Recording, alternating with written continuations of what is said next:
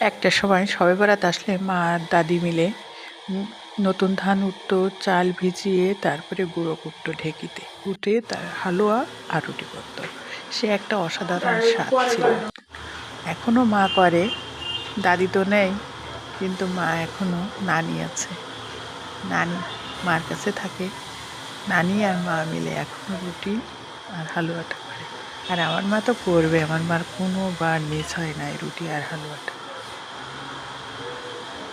সকালে উঠে রুটি হালুয়া করে আব্বাকে দিয়ে আমার বাড়ি পাঠিয়ে দিয়েছে। আর সাথে শবে বরাতের রোজার ইফতারিটা করলাম। আমার মেয়ে আবার ইফতারিতে আলুর চপ লাগবে, তার সাথে বেগুনি আর পেঁয়াজুটা। ওর বেগুনি পেঁয়াজু আলুর চপ ছাড়া ইফতারি হয় না। আর ও এটা এত ভালো পছন্দ করে যে প্রত্যেক দিনই এটা, রোজা যে কয়দিন থাকবে ওর বানানো লাগবে। তখন তো শবে বরাতের রোজা, এটার পরেও রোজা আসলে ওর প্রত্যেক দিন রোজায়